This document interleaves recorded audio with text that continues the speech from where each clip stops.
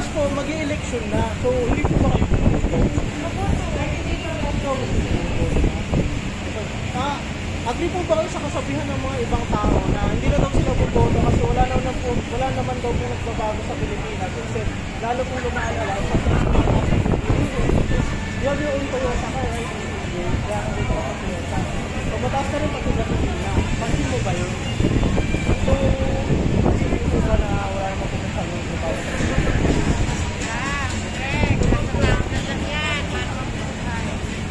So, Miss Teresa, aware ka ba?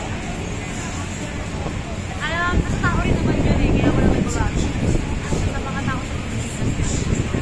So, agree ba kayo na dahil sa mga politiko, kaya walang nagbabago sa Pilipinas? Kagaya mo ng mga corrupted na kung napalitaan nyo po sa NAIA, meron pong gumangga na kotse na substandard po yung Party na rin ang politiko, pero hindi naman nila katapos. Nasa tao rin talaga na. Paano yung tulay sa Isabela? Paano yung tulay sa Isabela na biglang nabiba? Paano yun? Case by case naman yan. Yan naman lahat.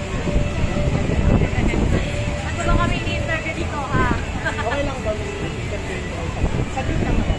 Okay na yan. Ano mobile mystery? Kailan po kayo nagsimula mag-mobile mystery? Tagal na. 1 years na. Kasi Miss AJ, ilang taon na po kayo nag-mobile mystery? Safe lang kami dito. 8 months na po. Naparang po po yung travel nyo. Paano mo din ba ipagpatuloy yung YouTube channel? Bakit naman po?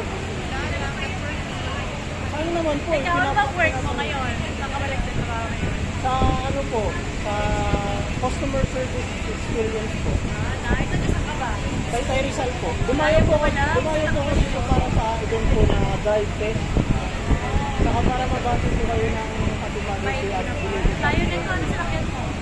Ano po, sumakay po ako ng tricycle and then nag-duty po tapos sumakay po ng drive. Ito, Miss Chris. Nandali ko lang. Pasay? Taga dito ka lang? Wait lang, kukunin lang ako ha. Salamat, Miss Chris. Thank you! Thank you, Miss Chris. Happy Mother's Day.